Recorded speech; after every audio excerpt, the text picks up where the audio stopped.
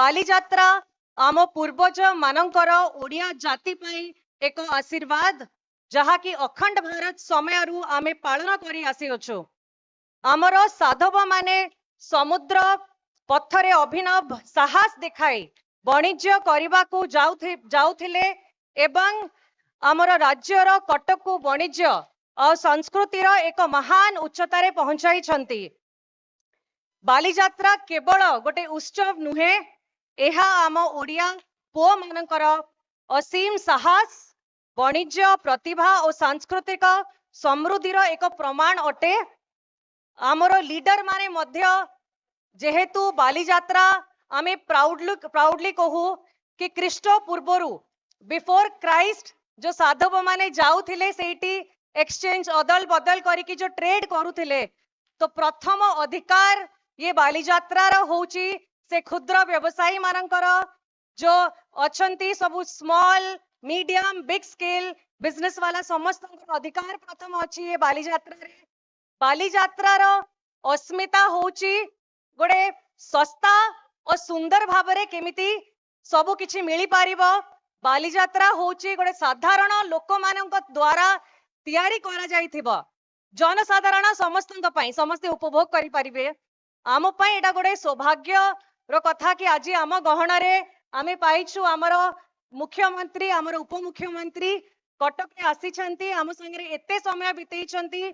कटक बुलिकी जो district administration तरफ जो ऑर्गेनाइज करा जाइतिला सेठी हमें डंगा रे मध्य समस्त एम्बेसडर माने आसी छंती एठी। आउ बालीजात्रा रो जो अस्मिता अछि ताको मध्य हमें देखिबे को पाई परिबा। ता संगे जेहेतु आम गहना रे ऑनरेबल चीफ मिनिस्टर अछंती, मु टिके माने सेल्फिश हे जिबी सर मो कटक वासी को पाई तांकर स्वप्न तांकर मन कथा मो पार्टी रे रहइबा दरकार। मु आपन को अनुरोध करिबी सर जेहेतु बालीजात्रा को गोटे इंटरनेशनल मान्यता जीवा दिया जीवा पई जो प्रयास करा जाउची सेही मान्यता रे कोठी ना कोठी जो नीलाम करा जाउची सेडा बंद हवा दरकार। आपण माने भाबुचंती कि नहीं? तो सेथिरे कोन हबो सर, जो क्षुद्र व्यवसायी माने अछंती जो माने बालीजात्रा आरंभ करिसंती बहुत कम दाम रे तांको स्टॉल मिली जाए, आउ जो बिक्री करंती जिंस गुडा का बहुत सस्ता रे बिक्री हेई पाए। बेसिकली जो आमर साधारण जनता माने आसिकी किनी पारिबे खाई पारिबे, तांको छुआ माने मध्य आनंद पाई पारिबे आउ सब एंजॉय करिकी जाई पारिबे। तो आमे रिक्वेस्ट करिवु कि यार जो गारिमा अछि ताको केमती आमे प्रोटेक्ट करि पारिबा।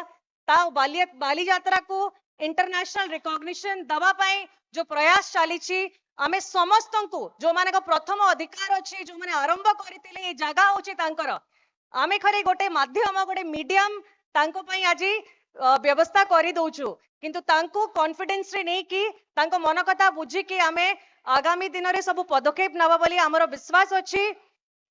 कटक सहर रे जते बेले आमे पछको पळेवा कारण मु जते बेले जन्म नेली ता परटू विशेष करी बेसी किछि विकास देखि नाही जोडा आमे समस्ते मानिबु। जदि गडे पूर्व को पळेवा हरे कृष्ण महताब को समय रो नै कि जानकी वल्लभ पटनायक को समय रे बसंत बिस्वाल का टाइम रे सर जते कि बड़ कार्यक्रम कटक रे हेछि, माने रिंग रोड हे जाऊ कि हम सीडीए महानदी विहार आउ जगतपुर इंडस्ट्री से समय रे गोटे हेई कि तापरे कटक को गोटे नेग्लेक्ट मझी पीरियड रे गोटे करा जाई अछि। आउ जो विकास आरंभ होइछि किछि वर्ष धरी कि 5-7 वर्ष धरी कि गोटे आउ थरे एससीबी मेडिकल हो कि शिशु भवन हो कि जुडिशियल हमर एकेडमी तयारी हला, रिंग रोड 6 लेनिंग काम चलीछि। तो एबे कटक ऊपर आपणकर टिके दृष्टि रहिबो, टिके इमोशन रहिबो जेहेतु कटकवासी होचंती बहुत इमोशनल बहुत स्वाभिमानी, तांकर मन रे रहउछि कि नाही आमे भी जो विकास चलछि आमे भी सेही रेस रे दौड़िबो आगो को। तो जो टूरिज्म विभाग मैडम कर अच्छी मैडम कर मध्य कटक प्राय बहुत मु कहि परिबी कि गोटे अटैचमेंट अच्छी से भी चाहूचंती कि टूरिज्म हिसाब रे केमती लोक माने जो आसुचंती भुवनेश्वर सेठू पूरी दर्शन पाई जाउचंती तांको पाई मध्य व्यवस्था करा जाई परिबा, से माने कटक आसी कि जाई परिबे। ता संगरे एठी हमरो एबे मो it is with immense pride that we welcome the distinguished international delegates to Millennium City Cuttack. Cuttack is a 1,000-year-old city, a silver city, and we are proud to get GI tag in this year itself in the month of Feb. This festival celebrates our historical ties with Bali and other South Asian nations, and it is my hope that this visit serves as a foundation for stronger trade and cultural ties. Let Bali Jatra become an annual getaway for more opportunities, opening doors for long-term business and economic relations. As we welcome you to Bali Jatra, I invite you also to see Odisha as a land of new possibilities. Together, we can explore pathways that lead not only to financial growth, but to shared success and cultural exchange as well. Our goal is to build long-term relationship, partnership that create jobs, develop sustainable industries, and bring prosperity to both our lands. Let us look to the future with confidence, innovation, and mutual respect. The bonds of trade and friendship we create here today will open new doors for decades to come.